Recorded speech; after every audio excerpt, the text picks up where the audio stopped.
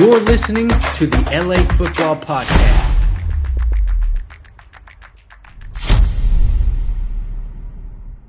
What's going on, Los Angeles? Welcome to the LA Football Show here in the LA Football Network. I'm your host, Ryan Dyrud, flying solo today.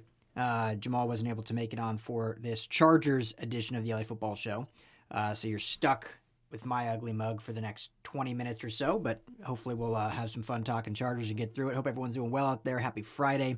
Finally, some sunshine here in Los Angeles. I feel like I haven't seen the sun in I don't know how long. It's like we live in the Pacific Northwest all of a sudden. And, you know, I have this theory. I was talking with some friends a little while back, and I feel like somehow, you know, great state of California, a lot of good here, a lot of bad, like with anywhere you live. But I feel like somehow, because California taxes everything, right? I feel like they've figured out how to tax the weather. Somehow. Maybe it's a hidden tax somewhere, or they frame it in some different phrase. But it just feels like that's something they would do, right? Like California politicians somehow, because the weather's too good here, they have to tax it. Like, right? We can't just have a good thing for free. We've got to make some money on it. And so I feel like this year, 2023, we should get like a tax rebate because of the weather. We need our weather tax paid. So when I'm doing my taxes for this year, next year, hopefully we'll get a weather tax rebate. Because, yeah, I feel like we're getting gypped right now. I mean, I'm not going to lie, I don't even mind the rain, but 3 months of it, you know, it's nice for like a week. Get a nice little break. Stay indoors, bundle up, throw on a hoodie. Maybe 2 weeks sometimes. It's like, okay, cool, more movie nights. 3 months is a little much. A little much. Especially when you have, if any of you guys have kids, I have a 2-year-old. As many of you know, Mia, it's challenging being cooped up inside all day, all night, all week, all month, essentially, with a kid. So any parents out there can certainly relate, I'm sure. We got her these rain boots, so we could just go outside and jump in puddles and then get cleaned up afterwards. So that's been fun to do. But anyway, we're going to talk some Chargers. So hope everyone's week has been well so far. Chargers, I guess we're technically, end of week 2 of free agency. So now we're kind of at the point where, you know, some smaller moves will probably trickle in here and there. Nothing, I mean, there's really not a lot of big name guys left out on the market.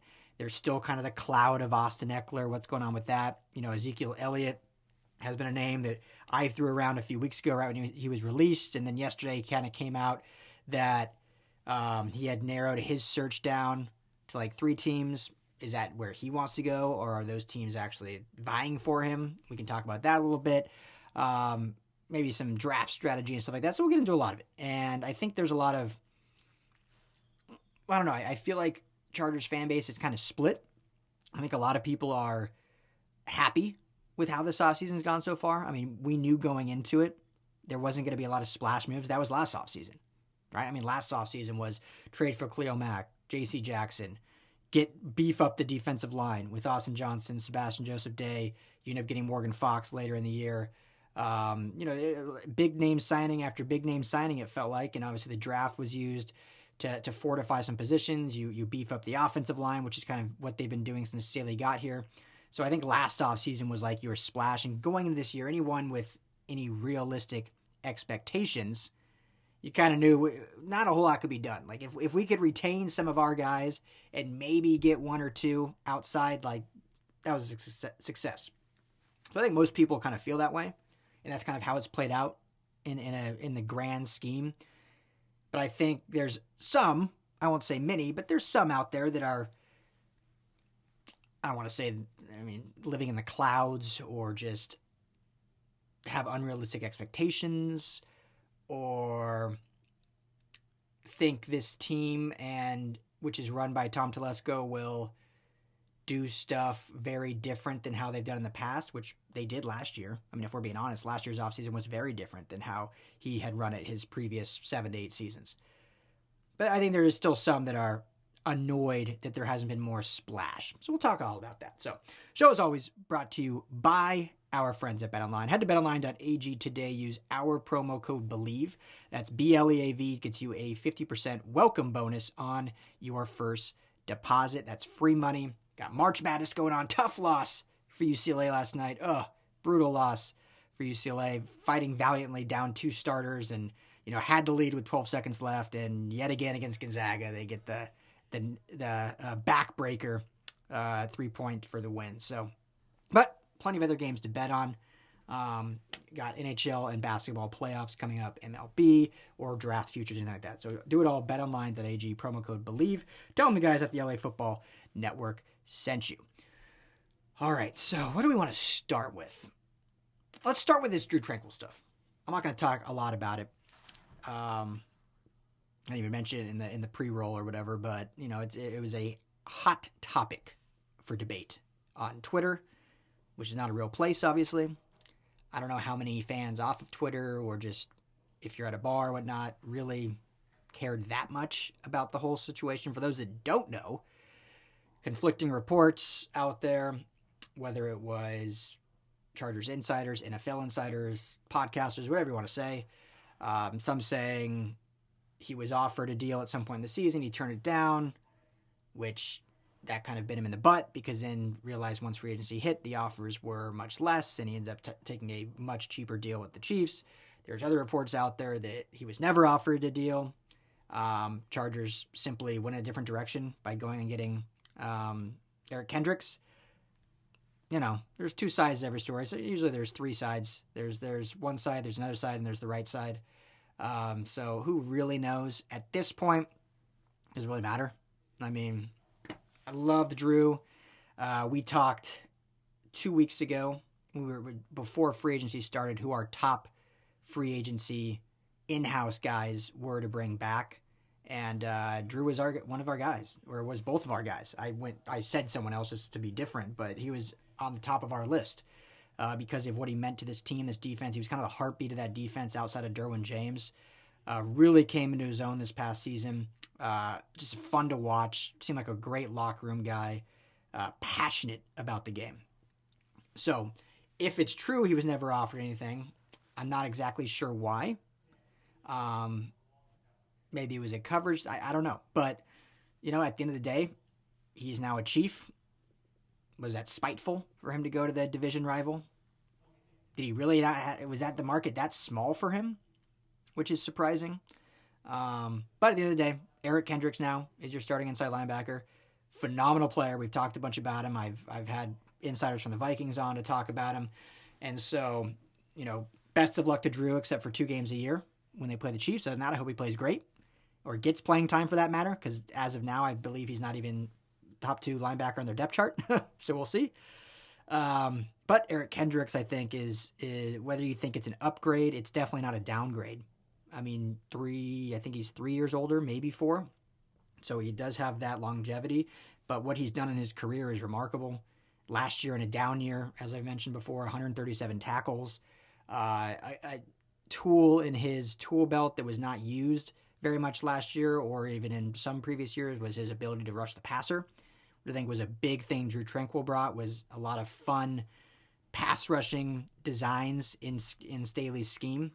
And I think they're going to use Kendricks in a similar way. I mean, the guy is very athletically gifted, fast, can run side to sideline. He can cover well, not fantastic in zone. So that's where we'll see what the scheme dictates how he does. But Eric Kendricks is a great player. They paid more for him. So obviously they truly, whether or not a true offer came through or not, based on what Tranquill got from the Chiefs, the Chargers paid a lot more, not a lot more, but about $1 million, $1.5 million per year more for Kendricks. So regardless of how that all went down, they clearly feel good about what Kendricks brings to the table and what he can do in Staley's system, what he can do in terms of leadership for this program, all of the above. So hats off to Drue Tranquill. It was fun years here in LA. I wish he would have stayed, but out of our control, and I don't like to speculate what all went down on situations that I don't totally know. So best of luck to you, Drue, minus, again, 2 games a year, or 3 if we meet in the playoffs. So that's that. So, as of right now, the Chargers have, according to Over the Cap, due to some restructures and stuff of that nature, currently have about $15 million in cap space, which is pretty good considering they had under that going into or right before free agency, and they had to move a lot of money around, and then now they've re-signed guys. And so the fact that they're still sitting that, I think is fairly impressive of what they've been able to do. So, what will they do with the remainder of free agency, and what will they just wait and go into the draft with? That's what we can now kind of have some fun and speculate and look through these options that are still out there potentially. So it's definitely no secret what position the Chargers, whether you think they need to address or what the fan base wants them to address, but it's certainly one that they will address, whether it's at the end of this tail end of free agency, or regardless, I still think they'll use at least one, maybe even two draft picks for this position, and obviously it's wide receiver. Now, there is this big misconception about Keenan Allen and Mike Williams' health, right? Now, obviously last year was a terrible year for the entire team. I don't know what was in the water, what was going on. Sometimes you just get a string of bad luck. Chargers seem to have had a lot of bad luck over the years with injuries. Staley's first year, they seemed to have bucked that trend as they were one of the healthier teams in the NFL, in 2021 in Staley's first season and kind of changing up how they did things. So it was like, all right, we're trending in the right direction. And then last year just went south very quickly in terms of injuries. So Keenan Allen obviously missed a large part of the season. Mike Williams missed, 4 to 5 or so games or half games here or whatever. But before that, after Mike Williams' rookie season, so in 2017, up until last season, had only missed 3 games. We know Mike. We watched enough football of the Chargers that he would come out of games a bit gimpy and wouldn't always finish. So, I'm not saying the guy is like the healthiest, most reliable in terms of health guy out there, but there's a misconception about the health. You take out the rookie year where he missed 6 or so games. You take out last season, really only 3 games over a 4-year stretch. You look at Keenan Allen before last year, since 2017, only missed 3 games. And so, again, these guys can never stay healthy. That's a pretty solid bill of health, especially when you compare it to the entire NFL and just the receiver room in general. Like, it's very rare to find a receiver, let alone a star receiver, that has only missed 3 to 4 games over a 4 to 5 year period. It's just rare. It's football. It's physical. You're going to have guys get nicked up to miss a game here and there. So last year, obviously, can't have that, can't win with that. But to sit here and say, we got to, the Chargers sit on their hands because they have 2 injury-prone receivers, it's like, well, again, let's throw last year out. Now, if that happens again this year, that's when we can start to say, okay, maybe the age is caught up to us.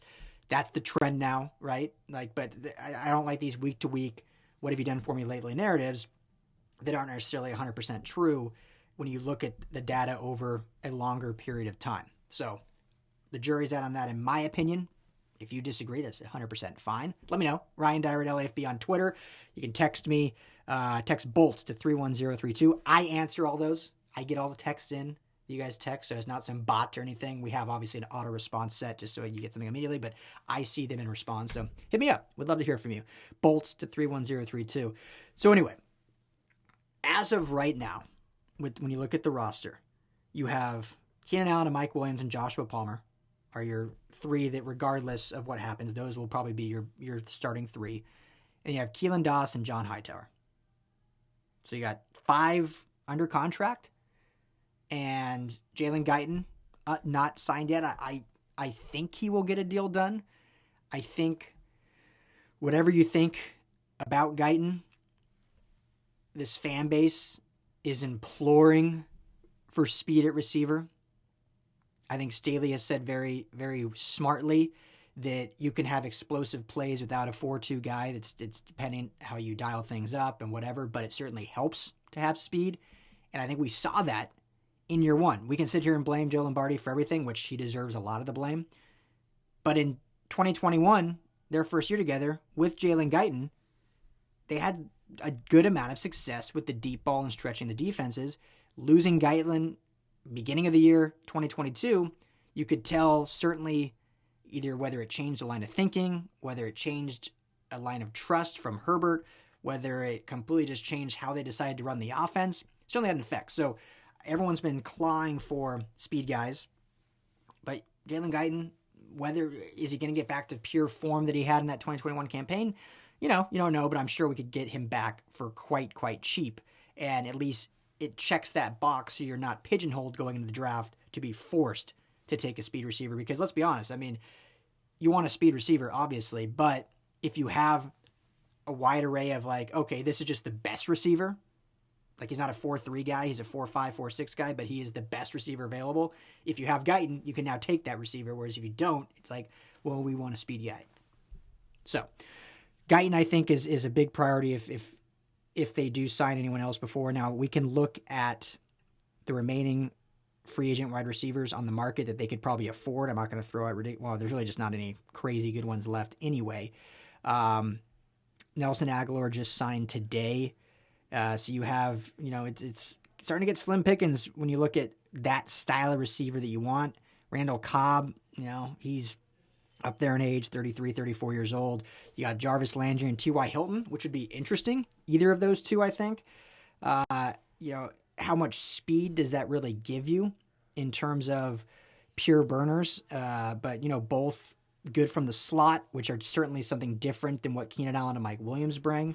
And so you could probably get them fairly cheap. So, Jarvis Landry is a guy that I would be, 31 years old. Last year, I think he had a $3 million contract. So you could probably get him on the, 1.75, $2 million range in here for, get a 1-year prove-it deal. One guy that really interests me, and it's not a speed guy at all, so it's very different, but N'Keal Harry.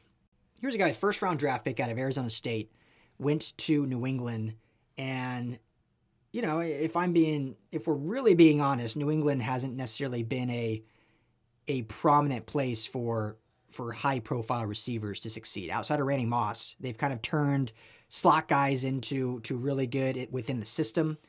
But any like big bodied, talented, high profile receiver that goes there typically doesn't produce very often. Now, whether that's their fault or what, but N'Keal Harry is one of those guys. Phenomenal career at Arizona State. Didn't do really anything with the Patriots, and he's a free agent. Still young, 26 years old. A guy that I think could be interesting for the Chargers to maybe go see if they could get. Now, very similar type of receiver as like a Mike Williams. I think he's a little faster, a little better route runner, but in terms of speed and size. So, that's just a name I wanted to throw out there. Another one I believe is still available is a Marquise Goodwin. If that's a pure burner, I mean, he's definitely got speed even at his ripe age of 33. That's a guy that they could potentially go after. And obviously, DeAndre Carter isn't necessarily a speed guy, but a guy in-house that they really utilized. And, there were weeks he was number one receiver last year because of injuries. And so his story is awesome. He visited with the Raiders today on Friday. He would hate to see another Charger go to a division rival. So if anything, maybe that's why they should re-sign him, is just to make sure he doesn't go within the division. And I think he does add a nice element to this offense. I think he does add a layer of speed. Again, he's not your burner by any means, but he's certainly a viable option in this offense. And this offense obviously is going to look very different now with Kellen Moore at the helm. But I think he's a guy that can adapt and do things. So, it's kind of slim pickings out there for receivers.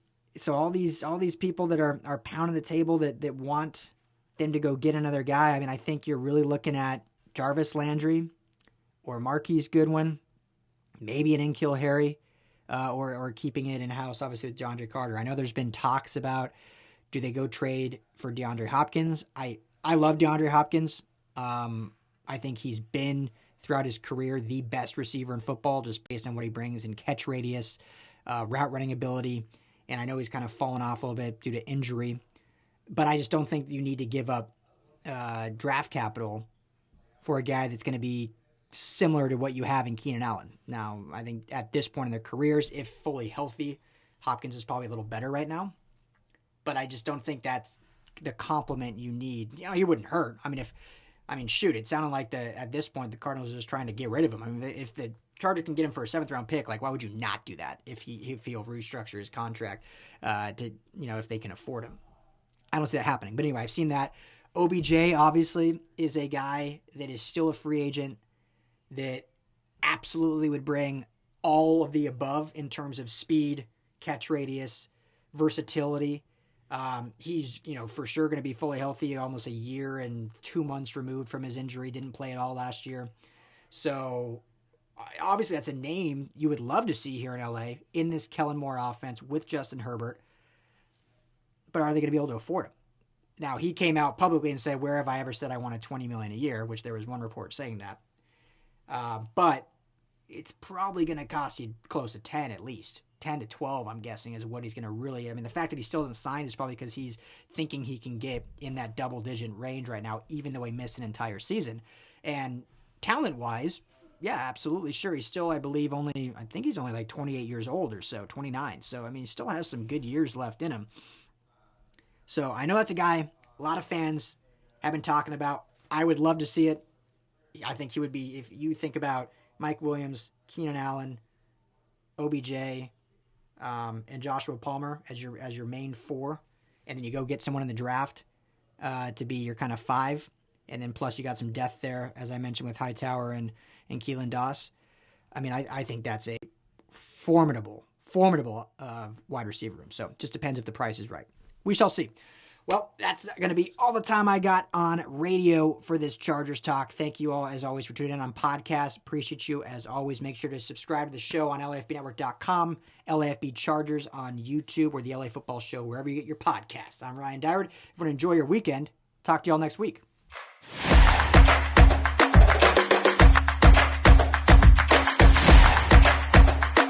You're listening to the LA Football Podcast.